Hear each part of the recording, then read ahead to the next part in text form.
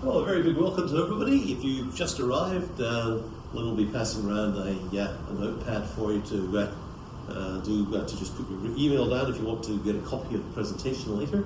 And also we ask for a small donation, just a gold coin for the club for youth sailing. To thank them for allowing us to present here today. So, today we're going to be talking about macrame and the art of paper folding. Are you all in the right place? Good. All right. Okay. The Southwest Pacific. Yeah. Go on. Awesome. So, who is going where? All those going to Tonga. All those going to Fiji. All those going further west than that. Tremendous. Okay, so where's everybody ending up at the end of the year? Back here, hands up. Oh, great to see you. Sorry, you swore at me. Don't swear at me. We thought about it. You thought about it. Okay, so effectively, we're going to cover the whole lot. And we have, in fact, got cruising guides for the whole lot. What you're looking at here is one of our Sail South Pacific cruising guides. They're available on. Oh, yes, we are. Are we? Did you start recording? Yes. Okay. Yep. What do we give it? 5 stars? Very good. Tremendous. There we go.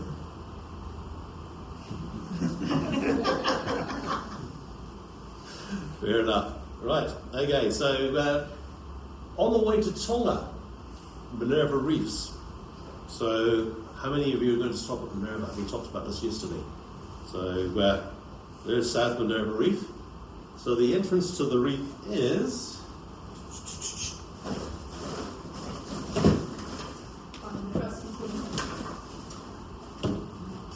get my pointer out. Oh.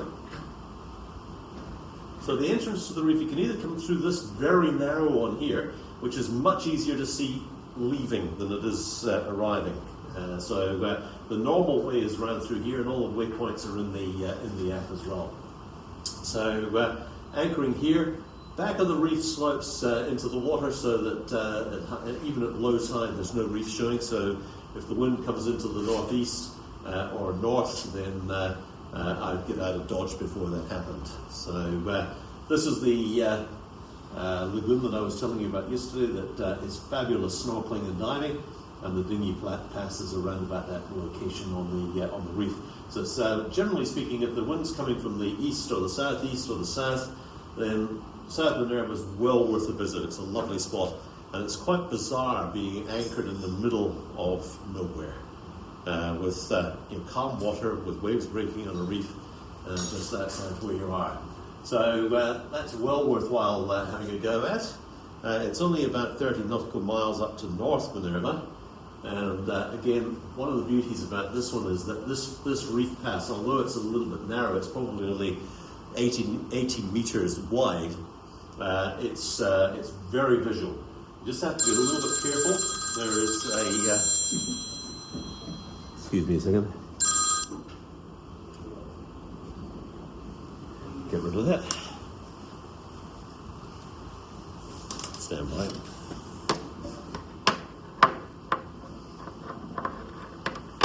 Deal with that. I don't know if everybody can see, but just beside the yellow line there's a little dot there. That is a small coral head that is about 20-30 meters out from the main edge of the reef here, and you need to go around this side of it. Anchoring over here or down here, depending on where the wind's coming from, that's around about 3 nautical miles from one side to the other. So it's quite a large area. All through here, this end of the area here is all very good anchoring. As you get closer to the reef, the depth comes down, and generally speaking, you'll be anchoring in between 8 and 12 meters of water. So in 2015, we had 34 boats in there in the Pacific Circuit Rally, and we were all anchored up in this corner up here because the wind was slightly north of east. And so we decided that we were going to be there for a couple of days. It was low tide during the day, so we decided that we would have the inaugural Minerva Oval cricket competition. So it's international between Kiwis and the rest of the world. One of our sponsors, which was actually Doyle Sales at the time, offered $1 million prize for a 6 over the southern boundary. Pretty safe. Okay, any questions about Minerva? Nope. Okay, moving right along.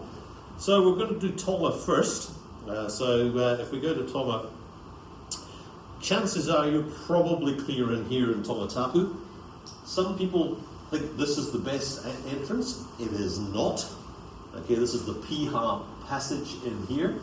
And if you can imagine the Piha Passage with the easterly to southeasterly trade winds blowing straight down the passage, and of course if you've got an outgoing current from the tide, that's wind against tide, it gets really gnarly in there. And at the far end of the passage there is a very tight windy reef pass, so that's not where you want to be. The best way is to come in either over if you're coming in at night, you can come in through the shipping channel. If you're coming in during the day, then the Egeria Passage is the one we have to go to there. So we'll blow this up a little bit.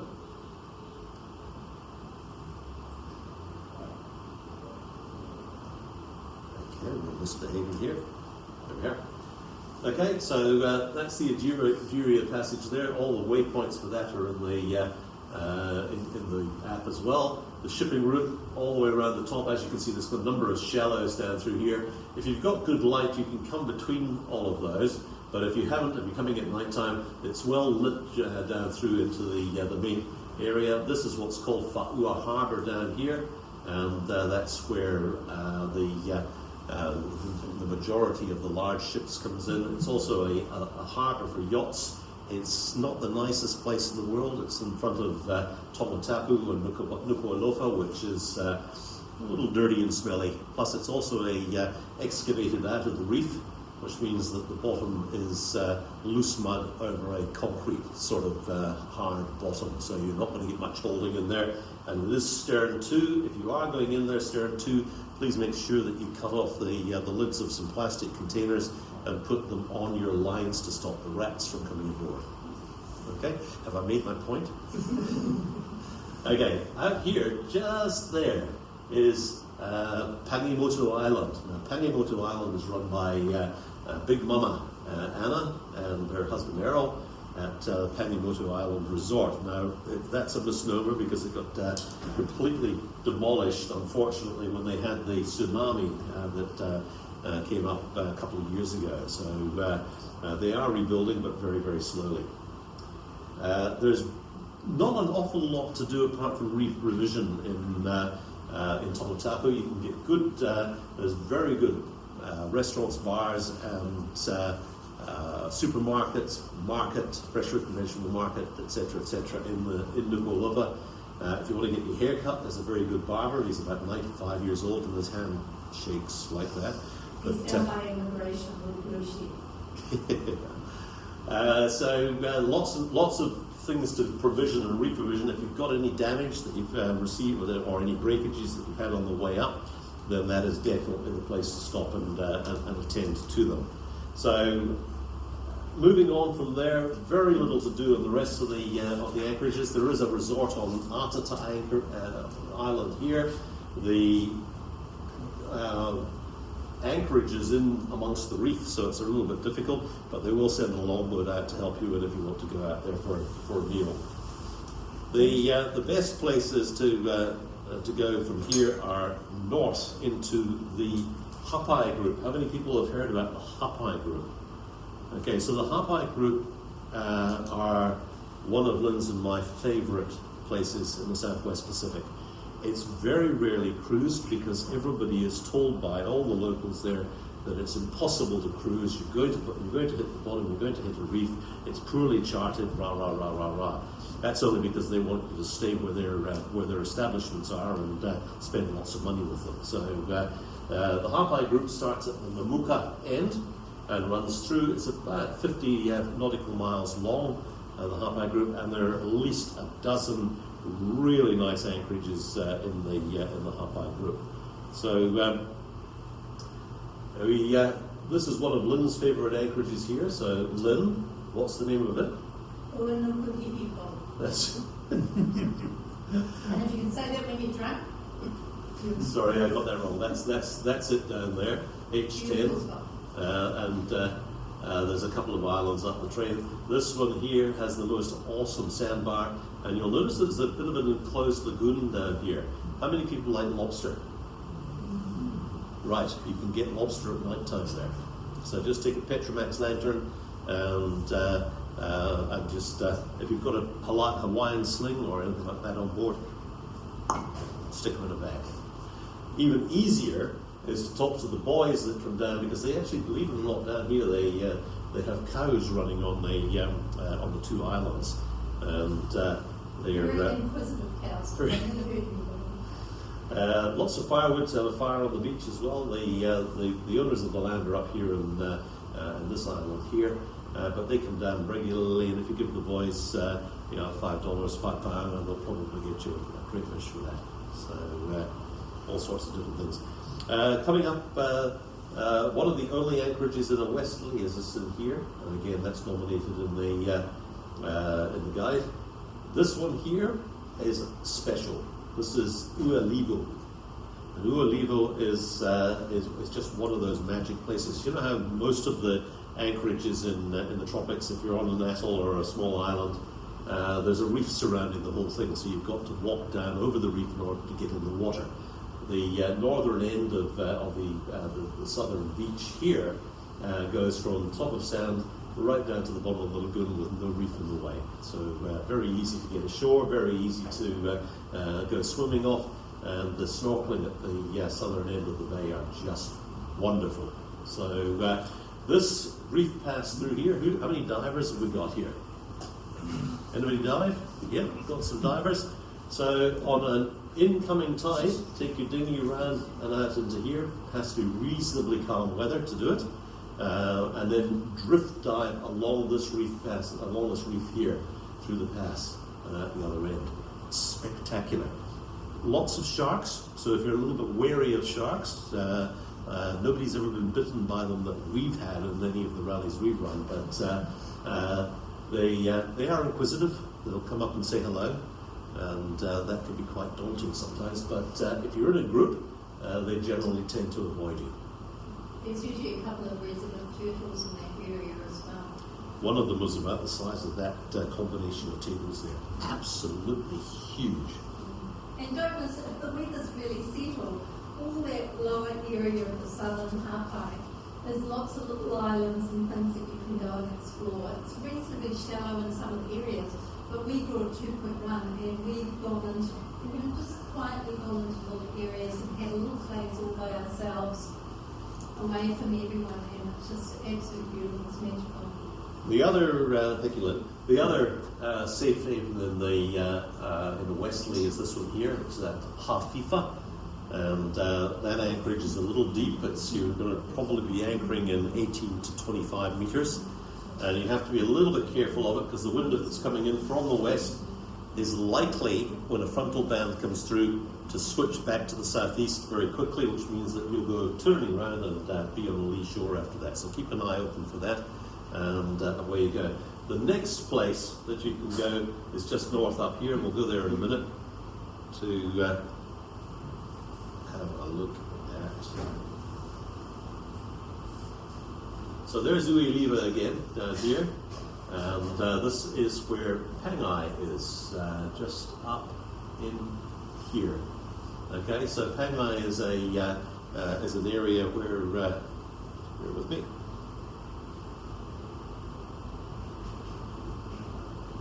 Where they've got a seawall here, and you can come in and anchor in there in a westerly as well. It's stern to another seawall here, and you tie off to, believe it or not, trees. And there's enough room for 8 to 10 boats down this thing. The catamarans generally tend to go in first because down here a little bit further it's about 1.8 to 2 meters deep at low tide. So that's Pangai. Don't expect to get anything in Pangai as far as the fruit and vegetables are concerned, or provisions. There is diesel there, but it's available only by jerry can from the local service station.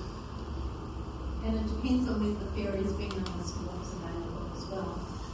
going to Kenai, you will need to go and see the harbour master. He loves you to go and fill in his book, and you will also do your official check-in there with the customs and immigration and customs, yeah, and also the harbour master. Yeah. So Harbour master loves you. You go and say hello. yeah. One of the things about Tonga is that you actually have to clear into and out of each of the island groups. So when you come into Nuku'alofa, you've then got to clear in by into the country, and then you have to clear out of Nuku'alofa in order to go up through the island chain. The reason they want you to do that is they want you to pay port duty. So the port duty gets paid to the harbour master in each of the various island groups, either the Tonga Tapu group, the Hapai group, or the Vanuatu group in the north. So if you're clearing coming in here, if you don't go into Pangai, a lot of the boats just bypass and don't bother paying do the clearance and then head up to Vanuatu. But if you tried that in Vanuatu, you would get your hand smacked. Yeah. So does that mean you'd have to go to Pangai first to clear in before you can do the southern part? No. Okay, No, you just can do carry it on right. up through. Yeah. And if you bypass the harbour itself, nobody's going to know whether you've done it or not. So it is about as laid back as you can possibly imagine. This whole Hapai group. The people are lovely, but they're very shy. So you need to probably make the first introduction to the people, and if you know a couple of Tongan words, that can be very worthwhile. Like I'm meeting you for the first time, I would say to you, Whewhihaki. You would then say, Saibai, and I would return that by Saibai Malo. Okay? So that means that we both are great and fantastic, and then we can start speaking English again. But again, there is a list of commonly known words or commonly used words in the app itself. So if you go back to the home page in the app, there's a whole series of different things down the side that tell you all about all the different things you can do, what to do and what not to do. Be aware that the ladies here, even the teenagers, when they go swimming, wear something from below the knee to their wrists, right up to the neck. So that's how Puritan they are. Okay. John, you might also mention you cannot extend your visa in. No, you cannot extend your visa in the Hapai. You have to do that either in Nuku'alofa or up in Vanuatu at Vanuatu. How long is the visa good for when you first get there? Normally 3 months. Okay. Thank you for that. Okay, so any of these ones that have got a number beside them are good anchorages, and the definition for each anchorage is basically touch the anchor and it'll bring up the information for the anchorage. Now, one of the other beautiful areas is just in here. So this one here. Just bring it up. Okay, Nuku'namu, that's the island of Nuku'namu there. This is Foa, and this lagoon in here is stunning. There's also a Australian-owned or New Zealand-owned resort. It was one or the other, anyway. Matawhanoa Resort, and they are very cruiser friendly. Their beers are always cold, and their food there is just outstanding. And the chap that runs it or owns it is a photographer, and a lot of his work had been shown in the Blue Planet and other Attenborough presentations. So fascinating guy to talk to and to listen to, and he'll tell you all about his experience with nudie branches in here. So the other place to do a good drift dive is through this passage here, or drift snorkel. It's about 25 meters, 30 meters deep. But quite frankly, the water is as clear as looking through to the bar at the other end of the table here. It is so crystal clear. Down on the bottom down here, one year we saw several turtles and a whole school of white sharks just basking on the bottom, letting the current go through their gills. So special experience. From the Hapai, we go all the way up to, we can leave from Hano, which is here, or we can leave from Nukunano. The anchorage, the lower anchorage is quite difficult. There's a lot of reefs to navigate, but off Nukunano, you can just motor straight out from the anchorage and up and around and off to Vanuatu, around about 60 nautical miles up to Vanuatu. Now, I'm not going to go into extreme detail on Vanuatu because there are so many anchorages in there. So we have a look at the every single one of those is an anchorage, and you can go from one anchorage to the next, to the next, to the next in an hour maximum. One of the places that we do love is through a bit of a ziggity-zaggity pass here, and the waypoints for that are in the app as well, and out onto this eastern coastline here. These are quite high, these islands, and you can anchor behind any one of them. They're shallow, the anchorage is shallow, and what you're seeing in depth there is not correct. Okay, it's the charts are 100 years old, and the waypoints will give you an idea of where to go. You've really got to use your number 2 eyeballs to navigate through there. It's all sand, and unfortunately the sand gets pushed around by any cyclones that come through. So when you get a big cyclone coming through, this area here allows big waves right up into this area, and that moves the sand around quite a bit. When we first came here, there was a huge sand spit that joined these 2 islands together. We played cricket on that sand spit. So it's just reef now, and it's only visible at low tide.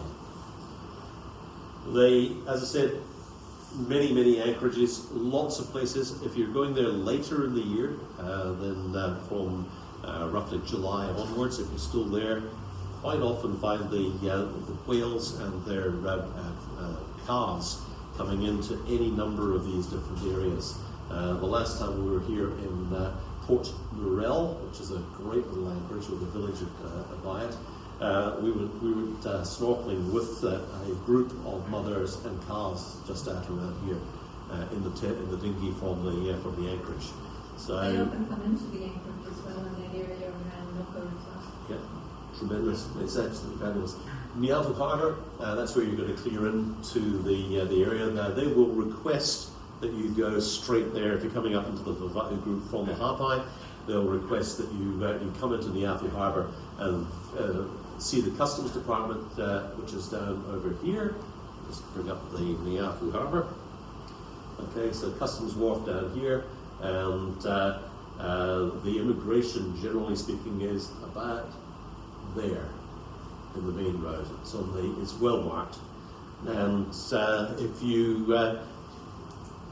if you go see the immigration first, they're a bit parochial, and then customs second. So, but make sure that you do all your bits and pieces.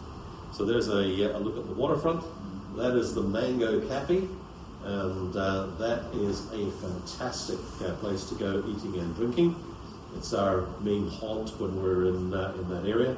And if you're anchored here or anywhere along the coastline here, you get woken up on a Sunday morning with the singing at the church, and the Tongans singing. How many people go to church? Not many. Doesn't matter. You'll get the gist of it from the bay, and it's wonderful singing. It's haunting. Right. Okay. Any questions? It's very deep in the answer, so you'll probably find that you'll be taking a mooring, so you'll need to. And there are literally dozens of moorings. Contact someone about that. So we'll just go back to Niafu. Thank you, Lynn. That was a good point. Now you will notice on here that it's got Tropicana Cafe.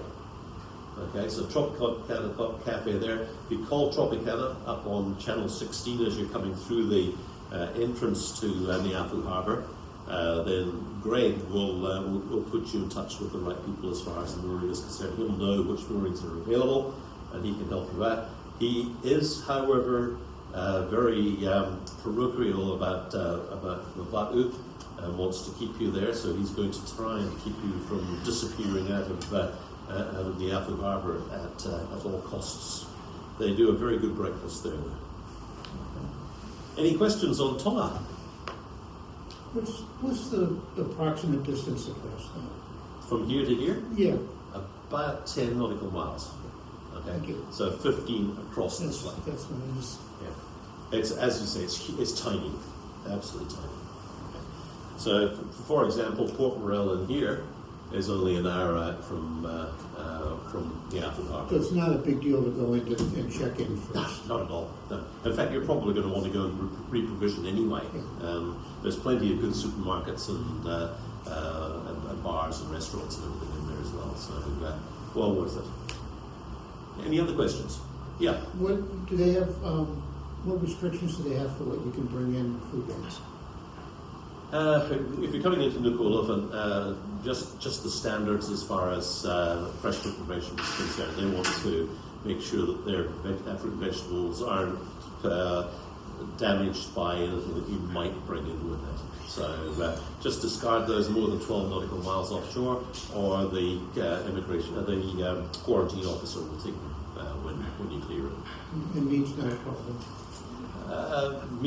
Last year there wasn't any restrictions that I'm aware of. If it's New Zealand, it's come from here from New Zealand. It's a rule of thumb, no matter where you go, is make sure proof of purchase is still on it. So if you bought from the supermarket, if you got it from Churchill's, if you order your meat from Churchill's and Kerry does that, can take it, freeze it for you, and they'll also give you an export certificate. Keep your receipt, and that way you can prove that it's come from New Zealand. And they usually accept everything. They might take pork products. Yeah, chicken and pork are two problematic provisions. I would just check with the latest information that's on their website, the government website, before you leave. I think how many people are going up on the Island Cruising Rally? Yeah, Vicky will look after that side of it for you. Cool. If you're not going up to the rally, you need to do a advance notice of arrival. Advance notice of arrival. So the advance notice of arrival is a very complicated one-page item, unlike Fiji's one, which is 23 pages long. Okay. Other questions on Tonga?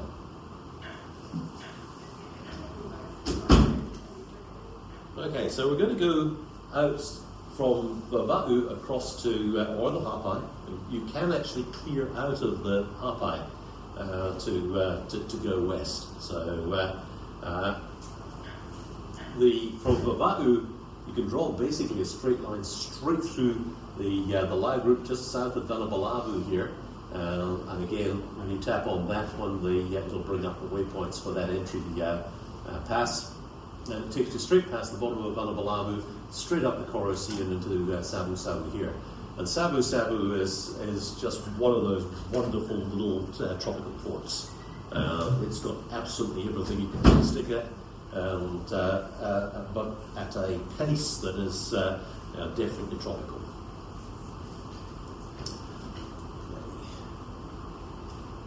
Right, so there are numerous routes into Tonga. This is the one we come through from Tonga through under Vanuatu here. There is also another one that goes up over the top and then down underneath Taveuni and into Sabu Sabu. Now, one of the things about Sabu Sabu is you've got two marinas. You've got the Coppershed Marina and Nawi Marina. Nawi is almost brand new and has some good facilities for eating and drinking. Coppershed also very good. Both of them now have the ability to give you fuel on a jetty, so fuel and water on a jetty if you want it. And there are a number of very good restaurants and bars in Sabu Sabu.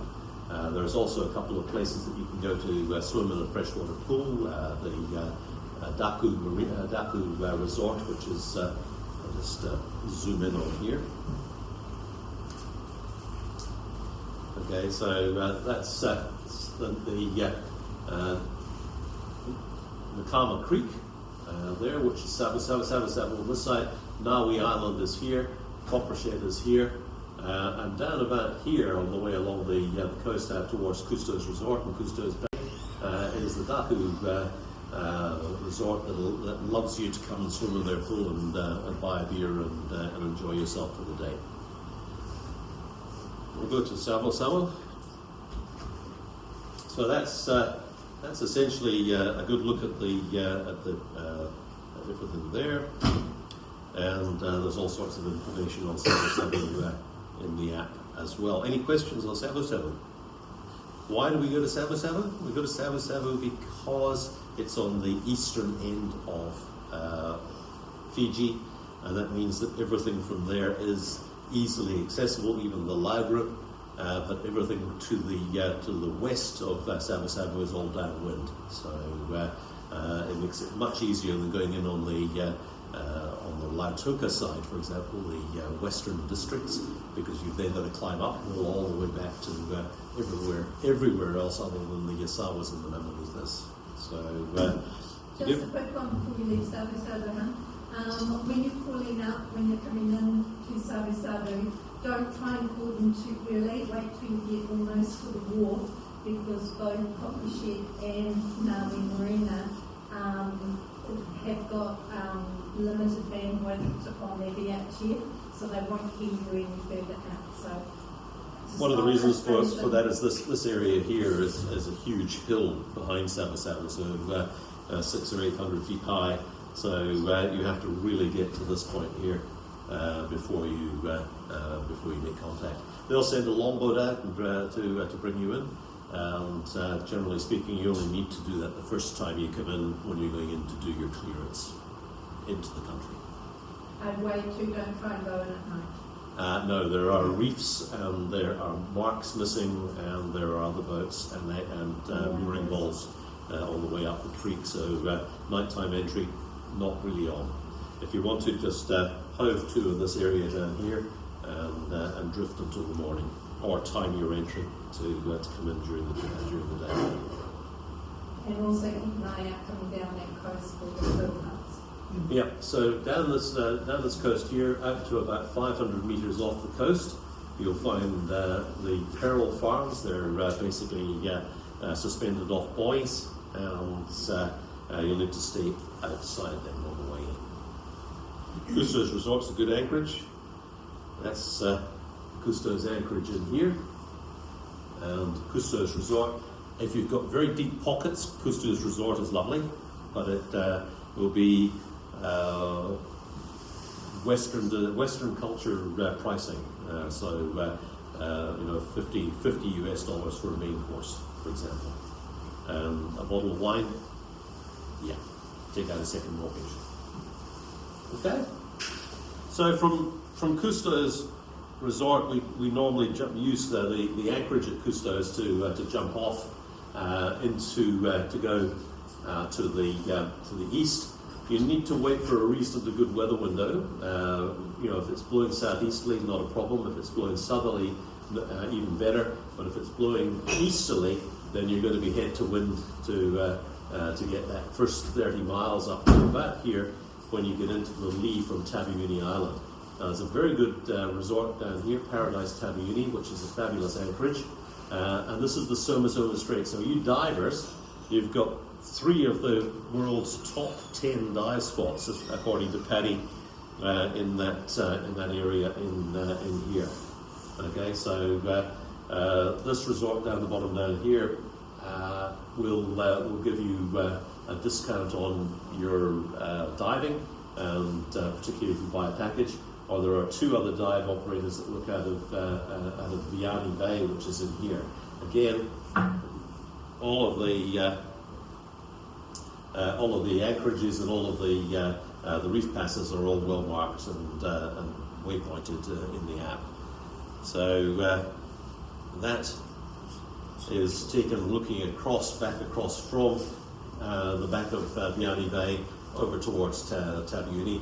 So that's Taveuni in the background here, and this is Viani Bay in here. So not a bad spot.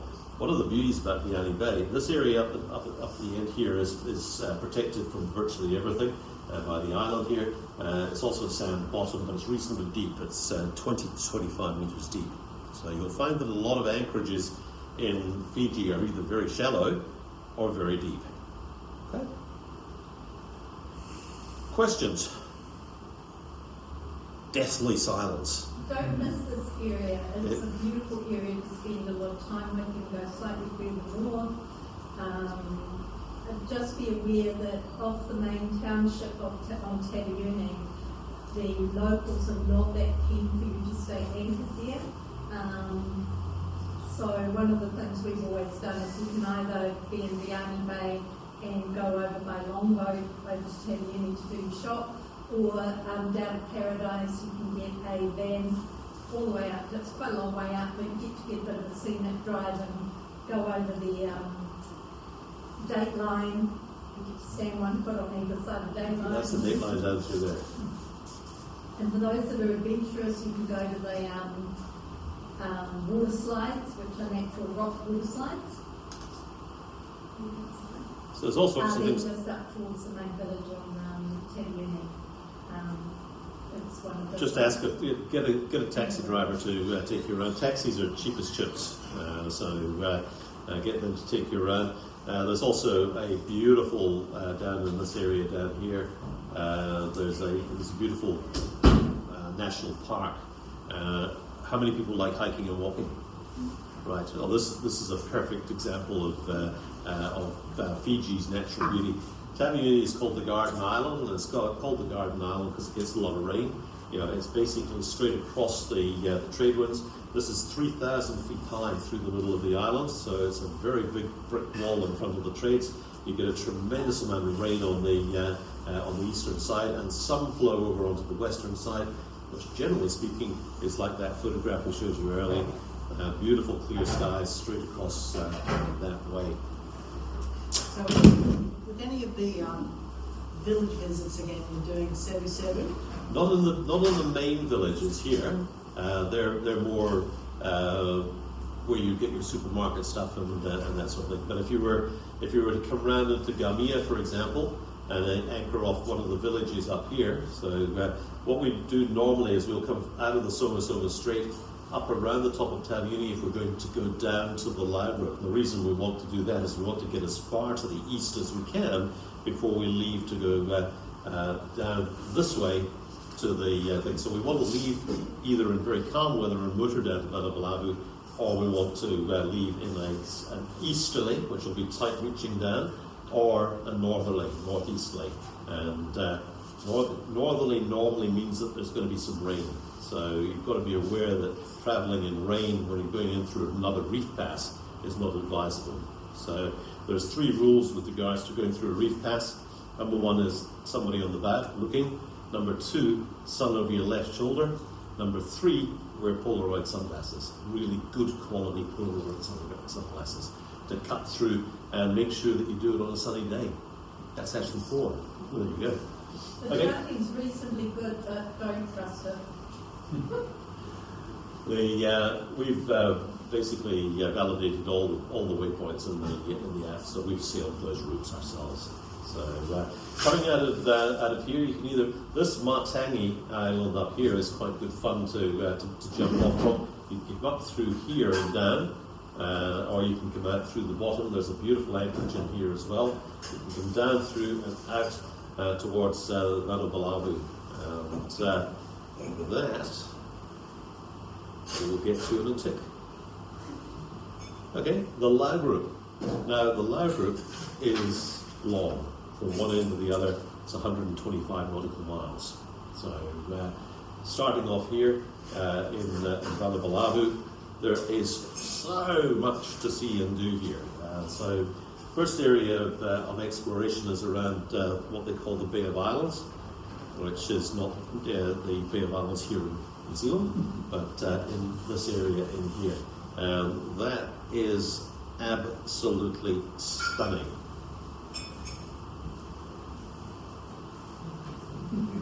Okay, that, by the way, is why this is called Ship Cove. Okay, because that looks like one of the old-fashioned square riggers at anchor. So that was where that was actually named by Captain Cook. So this area here just absolutely gorgeous. There are a number of really good anchorages that you can anchor in there. The locals will probably come up and ask you to do sevu.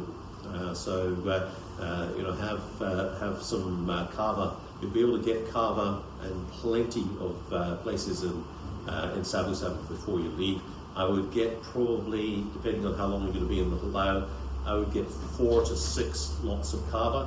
And if you ever catch a big fish, then take the fillets off and give the head and body to the village, because they will make that into stock, and they'll love you to bits for that.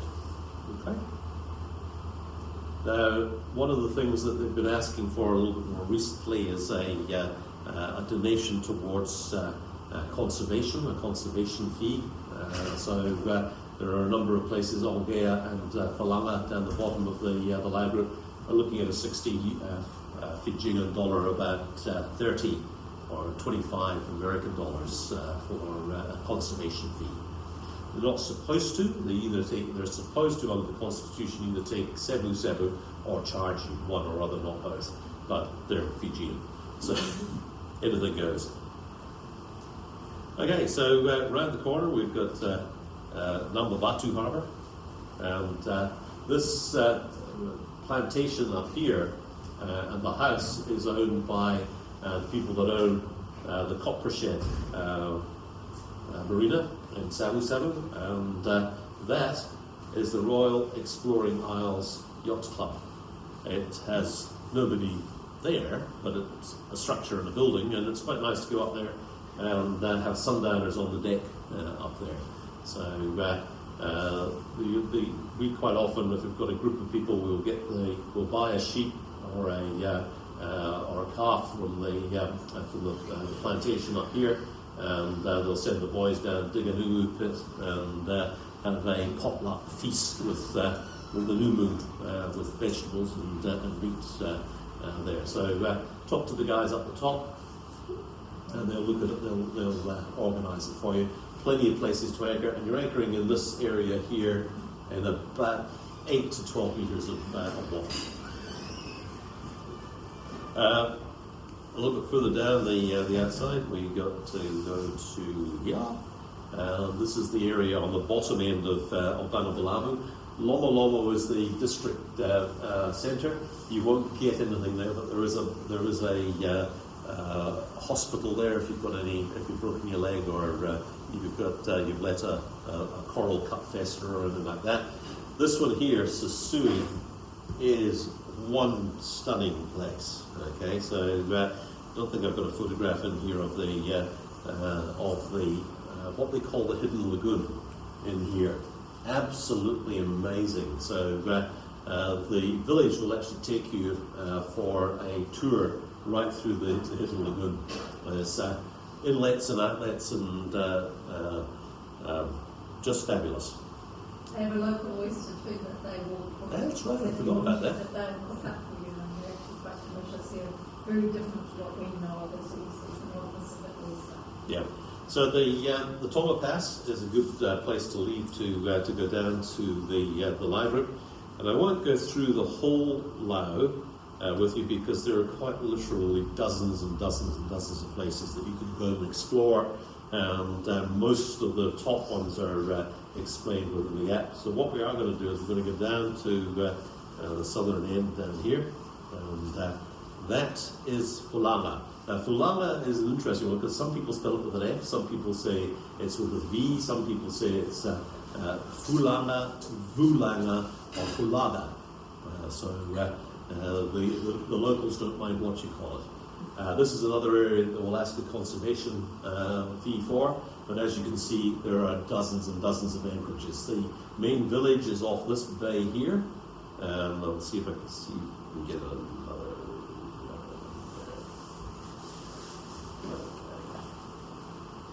And that is the reef pass into Fulanga. So you've got waypoint details there. These ones around in here, you'll be anchoring in 3 to 5 meters of water, low tide. This one's the anchorage that you will go to for the village, and this at is a very narrow channel. I don't know if anybody was watching the news lately, but the Australians gave the Fijians a brand spanking new patrol boat, which on its maiden voyage, the boys managed to put it up on the reef down here. It's now been sunk. So that's a coral head there, so just be careful of that. The idea is to transit this reef pass an hour either side of either high or low tide. Otherwise, if you do an hour after high tide, coming out through here, you will probably do the reef pass at about 9 to 10 knots. If you're motoring at 5 to 6 knots, it's a lot of water that has to get out over the pass. And if it's windy from the south and southeast, and you're coming in on an incoming tide, then you'll get standing waves 4 or 5 feet tall with a very short period. So be very careful. Plan your arrival there. Off to the west here, we've got 8 miles away. There's Falanga. There's the reef pass there. It's just 8 nautical miles across to here. This anchorage up here is fabulous. The village is in this anchorage down here, and there's another anchorage at the bottom down here. Great everything there. So it's just a magic place. So And that's the reef entrance. The entrance is very easy to get on. So that's the entrance there, and it's wide, and it's not affected by current to any great extent at all. The last time we were there, we spent maybe 3 weeks in the Falanga Lagoon and Ongea. They're just magic. If you get the opportunity to go, there's a number of different ways that you can go once you've got to Ongea and Falanga down here. You can either go west to these islands in the middle here, which is Tatoia, Moyola, and Matuku, and you can basically do that as an overnighter down to either of these two. They're all nominated in the app, so you'll be able to get the waypoints to get into it, and they're all both well worth doing. From there across to the Astrolabe Reef here, and Kadavu, and or Suva. Suva's main port. It's a bit of a Dodgy? Well, and there's a little bit of pilfering and theft goes on down there. So you would only go in there if you really had to, from a provisioning point of view. There's good provisioning down here at the main village on Kadavu, and there are a number of resorts and dive centres up and down this coastline here, which are well worth a visit as well. The other way of doing it is to go from here all the way back up into this area up here, and go through what we call the Vati Ira channel. Now, be careful with the Vati Ira channel, because if you go through the Vati Ira channel and it says in the forecast it's going to be 15 to 20, it's going to be 30 to 35 through that channel. Both of these islands are very large, very high, and you get the wind whistling through here, which is one of the reasons why this area here, Nanuna Ira, is one of the kite surfing capitals of the world. You get really strong brisk breezes. The Bligh Waters, there's lots of places to go and visit in the Bligh Waters, and we'll come around to the Mamanuca and Western districts in the Any questions? Have I bored you all silly? Sorry. Okay, so into the western areas, there's the Asawas up through here. Tremendous number of islands and resorts and everything in there. Musket Cove, everybody heard of Musket Cove? Yeah. Bunda Marina down here, Denera Marina down here. Lots and lots to do, and lots of things to do. You could, Lynn and I have spent the last 18, 20 years going up to Fiji almost every year, and we still haven't seen everything in Fiji. We wrote the app and we wrote the guide, but there are still places that we haven't been to. So you can go and explore the less travelled if you want to. Any questions on Fiji? Just a thing about if you've got guests coming, or family or friends that are coming that maybe aren't quite as used to the boat, that the Asawa Mangamuka area is a more touristy area, but it is a great place because it's easy to get people to come and join you rather than you have to find them. Because there's a ferry that goes up every day through there. There's ferries going out to the Mangamukas, and even when the weather's not quite as thick as it can be, you've got lots and lots you can still do in that area. So it is a place, if you're looking at having people join you, that is easy for them because the international airport's there, most flights, it's a hub for the Pacific, so a lot of flights come in. And it's really, really easy to provision. You can actually even get, if you're up in the Sawas, up around the Blue Lagoon area, you can get a place called Farm Boys in Nandi will actually, you can order fruit and vegetables to be sent up on the ferry. So, and they do other provisioning for you as well. Costs a little bit, but it's well worth it. You can spend more time in that area. Okay, the western side of Fiji, around the Mamanuthas and everything, is probably around about the same cost as you'd experience either here or in Australia, as far as shopping and eating out and drinks, etc. are concerned. So a little bit more expensive than the eastern side. So next from here we're going across to Vanuatu and New Caledonia. I won't go into too much detail on Vanuatu and New Caledonia, but the archipelago from here, what we normally would do if we can is to come in at the night at Tanna, coming across from Fiji. So you'll have to get permission from from customs to clear it at Tanna.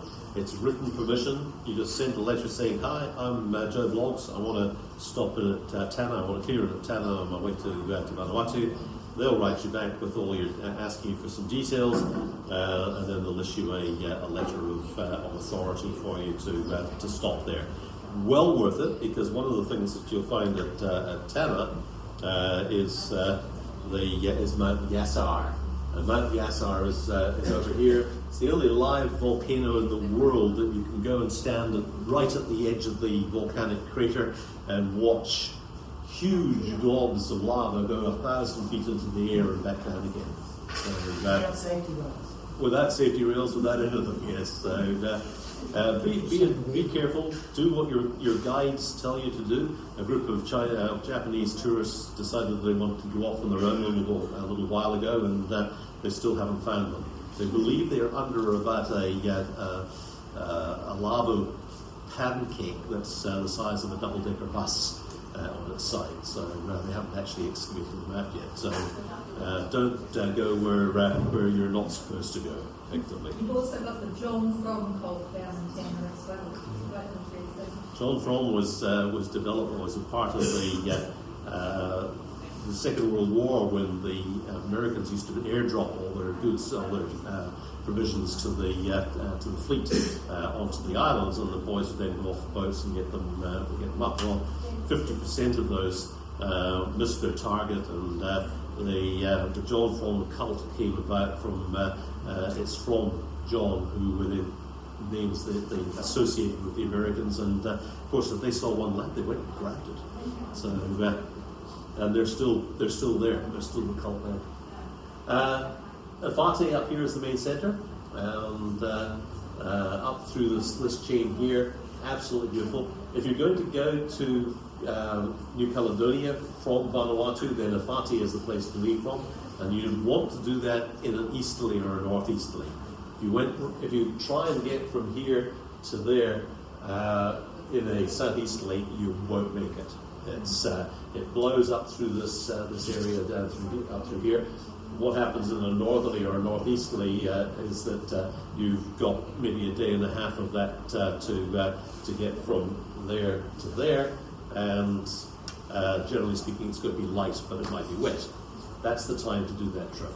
If you're going to Australia direct from here, then the place to leave from is actually up here in Luganville, off Espiritu Santo, and that's a great run down through past the top of the Chesterfield Reefs to Australia. How many people are going to Vanuatu and New Caledonia this year? Most of them? Both Vanuatu and New Caledonia? Okay, so There is still quite a lot of tension in New Caledonia between the French authorities and the Kanaks, which are the local tribes. And some of these areas down here, for example, the northern end of Isle of Pines and the loyalties are essentially at the moment off the off the register. We used to clear the rallies into the loyalties back in the from 2012 through to 2018, but that's now impossible to do. So it would be around the corner through the Havana Passage here, around the corner up to Noumea. Noumea is a fabulous town. It's very cosmopolitan. They've even got a McDonald's. So, well, welcome to the. The southern lagoon, especially later in the season, is well worth a visit. There's a lot of sea life there, whales within the lagoon. We've also got good diving down there and a lot of surfing for the working weather as well. Yes, there's also surfing at the Isle of Pines as well. Not much in the way of waves, but enough to get a good ride. If you're wanting to cruise these areas extensively, then I highly recommend the Richard Cheshire's Rocket Guide. How many people have got the Rocket Guide? It is really, really good, and he's now got it available on iPad as well, so which is tremendous. Same goes for New Caledonia. He's actually resident of New Caledonia. He's married to a French lady is New Caledonia born. And so this area was his first to do, and there is not a stone that isn't mentioned in the Rocket Guide for New Caledonia, and he's doing the same for Vanuatu. It's just tremendous. Questions? Okay, so just be aware that if you are going to leave from New Caledonia or from Vanuatu and want to stop at the Chesterfield Islands up here, there are cays and sandbars and reefs. You need to have permission to do it. Particularly, you have to also notify Australian authorities as well. Okay, the Australians are very, very concerned about drug trafficking in yachts, and that's made obvious by some of the huge hauls that they've managed to catch going into the country, in fact going into all the South Pacific countries. So just be aware of that. If you're going through into further north up the coast of Australia to some of the other ports of entry, Mackay, etc., then from Vanuatu particularly, you will be going through the Diamond Islets. That's an absolute no-no to stop at, and so just be very careful with that. Best place to go across from is Noumea, straight into Bundaberg over here. And if you're going straight into Bundaberg, then they're used to yachts, and they get probably 200 yachts a year clearing into the country there. So they're a great spot to clear into. Otherwise, you can come in through the Southport Seaway or around the top into Moreton Island to go into Brisbane. Chesterfield Reef was actually off limits last year. Yeah, it was completely banned. So Yeah. I don't know this year. Yeah. Okay, so any questions? Just a quick one about New Caledonia. The biosecurity there are exceptionally strict. They'll take all your fresh fruit and vegetables and probably most of your meat. Most of your meat, yeah. So it's better to, if you're going to go from Vanuatu across, lightly provision, you can buy everything in New Caledonia. The supermarkets there are fantastic. There's a market there with local fresh fruit and vegetables, which is cheaper. And you've got the choice of cuts of meat that you probably won't get elsewhere. The bigger supermarket in Noumea has a deli department that's about the same size as this room. It's every cheese and every sliced meat and any deli products you can just imagine. It's all available there, and remarkably inexpensive because most of it's imported into New Caledonia direct from France. And if you're wanting to fly crew in and out, be aware that 90% of the flights in and out of New Caledonia are to France and then the rest of the world. So even getting from New Caledonia to Australia is hard work, and has to be booked well in advance. Questions? Yeah. That island that you said that Australia's particular about, you said you have to get permission from. Oh, that's the Chesterfield Reef there. Okay, and you said you have to get permission from them and Australia? Yep. And so does it depend on, is it New Caledonia? Or is it It's both. Vanuatu? It's New Caledonia. So there's Vanuatu there. There's New Caledonia. So that's basically common land or common between New Caledonia and So it doesn't have Australia. anything to do with Vanuatu? Nothing to do with Vanuatu? Nothing to do with that. Okay. Okay, and then obviously if you're going up over the top of Papua New Guinea, you'd go up through the Solomon River as well. So, but that's about it. Yes. If I leave New Caledonia like end of October and head down towards Brisbane and then Sydney, Yep. what sort of weather do you think we would expect towards the end of October for that? End of October, generally speaking, down the east coast, particularly if you're coming further down, from the top end, you probably find that the northeast trades or the northeast monsoon is starting by that time. Normally kicks in around about the beginning of November. Down a little bit further, you're more influenced by the high and low pressure systems. You're also influenced by the East Australia current. That brings warm water down from the tropics down the east coast of Australia, and it runs sometimes upwards of 2 and 3 knots in a north to south flow. It has an influence on the weather. You'll know all about, some of you will know all about east coast lows, Australian east coast lows, and black fronts. So if you look on the horizon to the south, and you see a black band of rain across to the south of you, head for land. Get to an anchorage or something very quickly. The east coast lows, they're nasty little beasts, and they quite often start forming over the early summer and into as late as now. Effectively, we've just had one, and we've got another one forming at the moment. So avoid. But generally speaking, you'll probably do more motoring down the coast than anything else. Who's from Australia? Here. What? Do you agree with that? Yeah.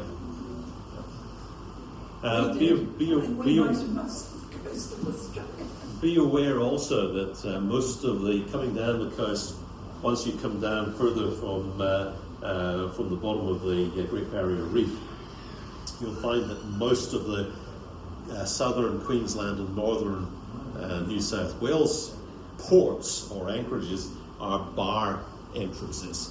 So you need to time your entrance for the bar. You also have to make sure with the VMR, which is the Volunteer Marine Rescue People, is it still called that?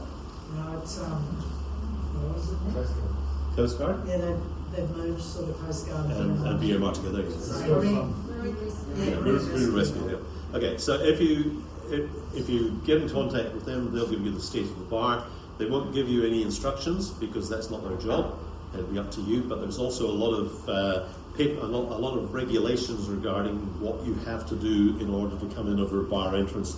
For example, put your washboards in, put your BAs on, no sails up, rah rah rah rah rah, not doing any dinghies, blah blah blah. So there's a lot. Which we broke all of. Well, we broke all of them the first time. We sailed in with the mainsail up. We were motoring, but we didn't have washboards on. We didn't have BAs on. Our cockpit's completely enclosed, so we didn't think it was necessary. And you need to sign off. Yeah, he said to me, just you've timed it perfectly. This was the Ballina bar. He said, the VMR guy said, you've timed it perfectly, but I'd like you to look over your shoulder at what's following you. Looked around, and about as far away as the bar was a white wall of water about 10 feet tall. so they can be quite interesting. So if you've got an outgoing current and an incoming swell, then you can really see some choppy.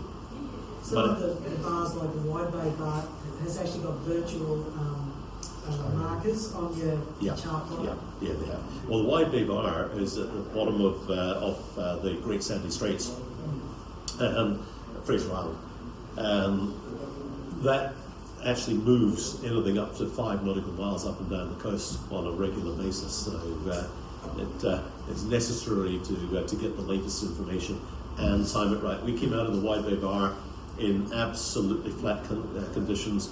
We went over where the bar was supposed to be, didn't see a breaking wave, didn't see anything. We were in 10 to 15 meters of water, which I thought was much deeper than I was expecting.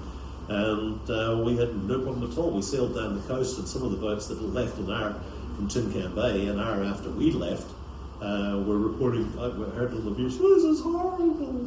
So just to do your timing, get your timing right.